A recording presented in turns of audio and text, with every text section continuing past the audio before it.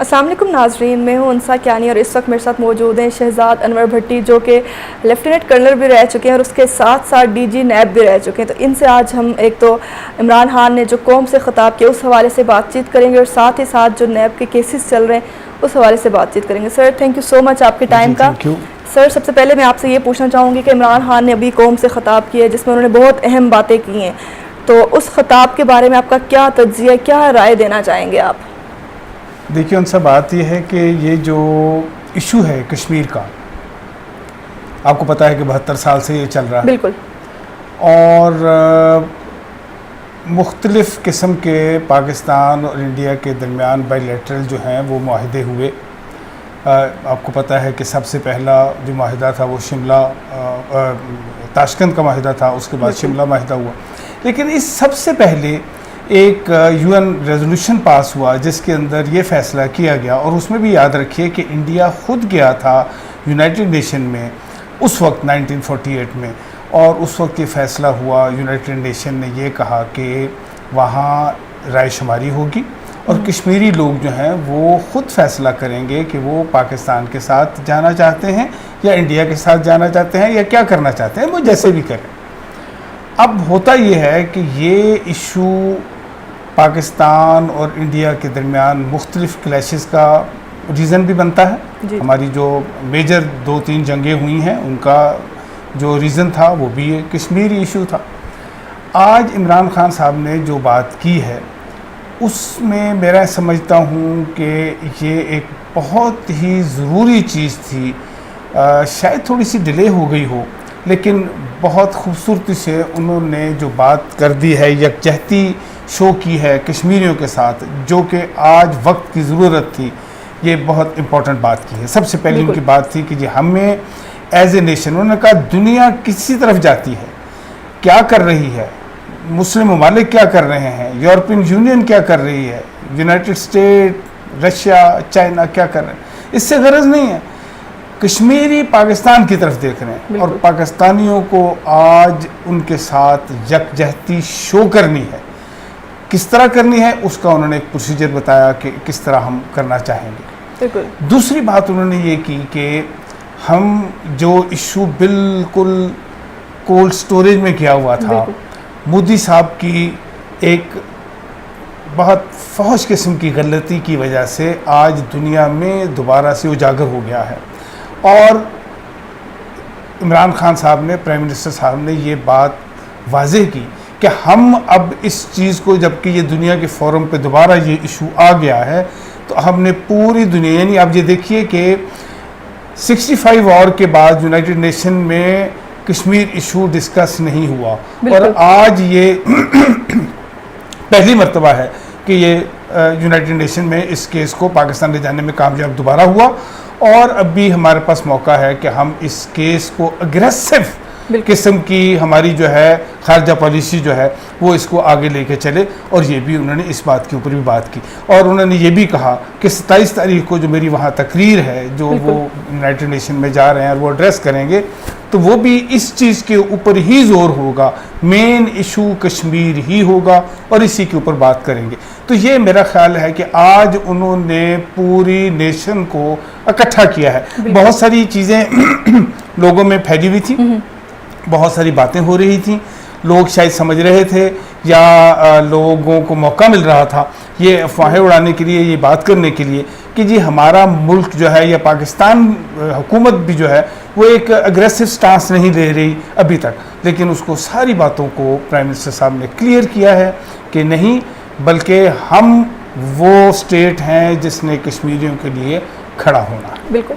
और आज के अपने इस खिताब में इमरान खान ने बिल्कुल साफ अल्फाज में कहा है कि हम मकबूजा कश्मीर और कश्मीरियों के साथ खड़े हैं, बेशक कोई और खड़ा हो ना हो, हम उनका साथ देंगे।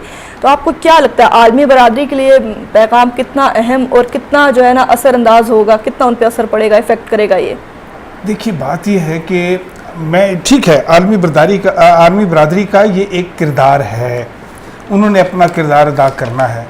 लेकिन तजुर्बा ये बताता है कि जब से यूनाइटेड नेशन बनी है कोई ऐसा डिस्प्यूट हल नहीं हुआ जो कि इस्लामी ममालिक से मुतल्लिक था।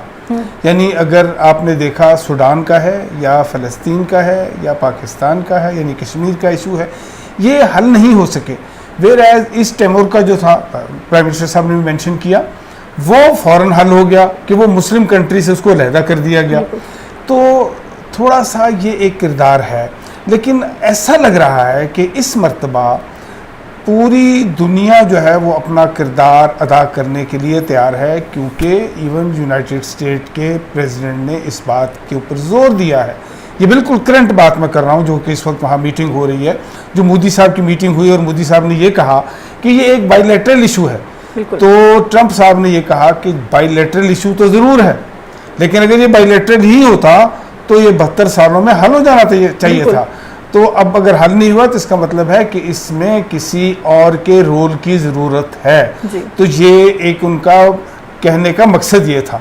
तो एक किस्म की शटअप कॉल जो है वो मोदी साहब को मिली है, और उम्मीद ये है कि दुनिया अपना किरदार अदा करेगी, इंडिया पे प्रेशर डालेगी। देखिए, आजकल के मॉडर्न एरा में मुख्तलिफ प्रेशर्स होते हैं जो डाले जा सकते हैं मुख्तलिफ ममालिक के ऊपर, क्योंकि ये आजकल इकनॉमिक प्रेशर जो हैं वो वॉर से ज़्यादा शदीद होते हैं, और वो अगर प्रेशर आप एग्जर्ट करें किसी मुल्क के ऊपर तो उसको आप मजबूर कर सकते हैं कि वो बात माने जो यूनाइटेड नेशन या दूसरे ममालिक, पूरी दुनिया बात कह रही है।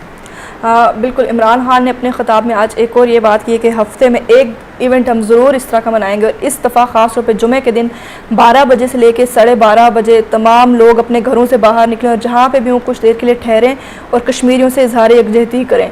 तो आपको क्या लगता है इसका क्या इम्पेक्ट होगा? मेरा ख्याल ये है कि मैं एक थोड़ा सा आपको पीछे लेके जाऊँगा कि एक वक्त था कि हम 14 अगस्त जो था वो इंडिविजुअली मनाया करते थे। बिल्कुल। और फिर शायद लेट 80s के अंदर पहली दफ़ा ऐसा हुआ, और पर्टिकुलरली 99 के बाद मैंने देखा कि एक स्टेट ने, गवर्नमेंट ने हिस्सा लिया और एक तरीकाकार वज़ा किया कि हम अपनी 14 अगस्त को कैसे मनाएंगे। तो उसका रिज़ल्ट क्या हुआ कि पूरी नेशन इन्वॉल्व हो गई। तो अब जबकि प्राइम मिनिस्टर ने एक रास्ता बताया है, चाहे आप ऑफिस में हैं, चाहे आप स्कूल में हैं, चाहे आप घर में हैं, आप एक किरदार अदा करेंगे। चाहे आप एक कश्मीर का झंडा लेके बाहर निकल आते हैं, आप मोहल्ले में लोग इकट्ठे हो जाते हैं, तो ये चीज़ें एक शो करेंगी। आप पहले तो unity with in nation show करेंगे, बिल्कुल, और फिर आप अपनी खड़ा होना बताएंगे कि आप कश्मीर कॉज के, कश्मीरियों के लिए खड़े हैं। तो ये एक ऐसा मैसेज है जो पूरी दुनिया में जाएगा, ये बताएगा कि कश्मीरी जो हैं बिल्कुल लावारिस नहीं हैं, एक 22 करोड़ आवाम उनके साथ खड़ी है और कुछ भी करने को तैयार है। और दूसरी बात, ये इंडिया को मैसेज जाएगा जो ये बार बार धमकियां देते हैं कि जी हम पाकिस्तान के साथ ये कर देंगे और पाकिस्तान के साथ वो कर देंगे, और दूसरी कि जी वो यानी ये जो उन्होंने आर्टिकल 370 जो ख़त्म करने का था वो सिर्फ इसलिए कि अब नज़र आता है कि मे बी कल को वो ये कहें कि जनाब ये डिस्प्यूट जो है वो जो आज़ाद कश्मीर है, जो हमारे पास पोर्शन है, डिस्प्यूट उसका है, हमारे वाले कश्मीर का डिस्प्यूट नहीं है। तो ये इस तरह की बातें करना इंडिया जो है वो भी शायद मेरा ख्याल है बाज आ जाएगा जब वो ये देखेगा कि पाकिस्तान में सारी पॉलिटिकल पार्टी, सारी अवाम, सारे इदारे एक पेज पे हैं और खड़े हैं मुकाबला करने के लिए।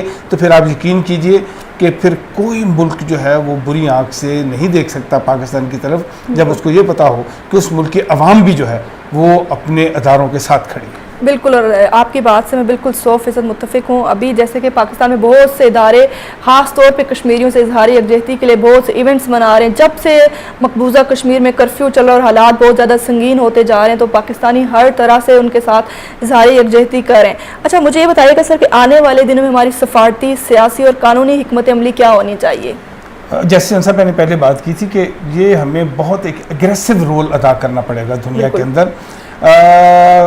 बदकिस्मती से मैं ये समझता हूँ कि हमारी जो पिछली गवर्नमेंट्स थी उन्होंने एक एक्टिव रोल नहीं प्ले किया। कश्मीर कॉज के लिए हम कभी भी इतना एक्टिव नहीं रहे जिसका रिज़ल्ट आज हमें भुगतना पड़ रहा है कि इंडिया जो है वो एक प्रीएम्प्टिव या इनिशिएटिव ले गया है। लेकिन अब हमारे पास एक रीज़न आ गया है कि इंडिया ने जो ये काम किया है, अकेले में ये वो काम कर गया है, तो हम अभी एक अपना हमारा जो सफारती ज़राए के ज़रिए बड़ा अग्रेसिव मूवमेंट करनी पड़ेगी। हमें लोगों को जाके बावर कराना होगा, ब्रीफ करना होगा कि इंडिया किस किस्म के ज़ालिमाना किस किस्म का ज़ालिमाना किरदार अदा कर रहा है और कश्मीरियों के साथ किस तरह बिहेव कर रहा है, किस तरह उनकी नस्लकशी कर रहा है, किस तरह उनकी मेजॉरिटी को कश्मीर में मिनॉरिटी में तब्दील करने की कोशिश की जा रही है और किस तरह आरएसएस जो है उसको तैयार किया जा रहा है। बल्कि अभी तो यहाँ तक खबरें हैं कि आरएसएस के गुंडों को कश्मीर में भेजा जा रहा है, जो कि मुख्तलिफ कवर्स में ये कश्मीरियों के साथ जुल्म करने के लिए भेजे जा रहे हैं। अच्छा, कश्मीर का मसला बायलैटरल मसला नहीं है, ये ह्यूमन राइट्स का मसला है और कश्मीर में अगर देखा जाए तो मुसलसल इंसानी हुकूक को पामाल किया जा रहा है। लेकिन अगर दुनिया के तमाम मज़ाहिब और तमाम ममालिक उनमें अगर देखा जाए, ख़ासतौर पर यूरोपियन कंट्रीज़ में भी देखा जाए, तो वहाँ पर जानवरों के हुकूक का भी उनके हुकूक के तहफ़्फ़ुज़ का भी ख्याल रखा जाता है। तो कश्मीर में इंसानी हुकूक को इस तरह पामाल करना, ये दोहरा म्यार क्यों अपनाया जा रहा है? वो बात मैं पहले भी क्लियर कर चुका हूँ कि बदकिस्मती से हमारे इस्लामी ममालिक जो हैं और OIC का किरदार जो है वो बड़ा मध्यम रहा है, बड़ा इतना नहीं रहा पॉजिटिव कि वो, पहली बात तो ये है कि OIC भी खुद कभी यूनाइटेड नहीं हो सकी, आपस में इनकी लड़ाइयाँ रही हैं और पाकिस्तान कई मरतबा OIC के मुख्तलिफ ममालिक में सुलह कराने में भी रोल अदा करता रहा है। 80s के दौर में मुझे याद है। लेकिन अभी जो असल मसला ये है कि जितने ह्यूमन राइट्स के इश्यूज़ आ रहे हैं इस वक्त, ट्रांसपेरेंसी इंटरनेशनल और ह्यूमन राइट्स की जो ऑर्गेनाइजेशंस हैं और NGOs हैं वो इस वक्त उठा रही हैं और इंडिया के मुंह के ऊपर सबसे बड़ी स्लैप जो है वो ख़ुद उन्होंने पूरे, आप देखिए कि पूरी दुनिया में ये मशहूर हुआ है कि उनके अपोजिशन के कुछ नुमाइंदे जो थे पार्लियामेंट के, वो जाना चाहते थे कश्मीर में और उसकी में राहुल गांधी भी थे, जिनको गवर्नर ने खुद बुलाया था कि आइए, कश्मीर में हालात बिल्कुल नॉर्मल हैं। और लेकिन जब वो जाने लगे तो उनको एयरपोर्ट के ऊपर रोक लिया गया और उनको जाने से मना कर दिया गया है और जो उनको ऑर्डर दिया गया वो ऑर्डर बड़ा मज़ाहिका खेज़ था कि आप वहाँ जाके लोगों को मोबिलाइज़ करना चाहते हैं। तो यानी इससे ये साबित हुआ कि इंडियन गवर्नमेंट के साथ उनके अपनी पॉलिटिकल पार्टीज़ जो हैं, जो अपोजिशन में हैं, उनके साथ नहीं हैं। उनको डर है कि शायद इंडियन लोग जो हैं, इंडियन जो अपोजिशन है वो कश्मीरियों को मोबिलाइज़ ना कर दे। तो इसका मतलब यह है कि कश्मीरियों को उनकी ख्वाहिशात के अगेंस्ट ये सारा काम जो है स्टेट उनकी कर रही है, इंडियन स्टेट जो कर रही है। तो ये ह्यूमन राइट्स के इश्यूज़ जो हैं ये अभी वो दौर नहीं है एक्सक्यूज़ मी, जो पुराना होता था कि आज मीडिया बहुत स्ट्रॉन्ग है और अवेलेबल है। बेशक उन्होंने, आप देखिए कि पूरा ब्लैकआउट किया हुआ है, लेकिन वहाँ से चीज़ें अभी भी निकल रही हैं। ठीक है जी, वहाँ से मुख्तलिफ वीडियोज़ आ रही हैं जिनसे ये जाहिर हो रहा है कि वहाँ कितना जुल्म हो रहा है कश्मीरियों के साथ। उनके यंग लड़कों को उठाया जा रहा है, रेड्स की जाती हैं रात को घरों के ऊपर और उनको उठा के ले जाते हैं। ये एक टेरर फैलाया जा रहा है ताकि कश्मीरी जो हैं वो कश्मीर को छोड़ के या तो पाकिस्तान की तरफ आ जाएं और या इंडिया के अंदर कहीं और चले जाएं, ताकि कश्मीर को एक कश्मीरी मुसलमानों को मिनॉरिटी में लेके आया जाएगा। बिल्कुल सही आपने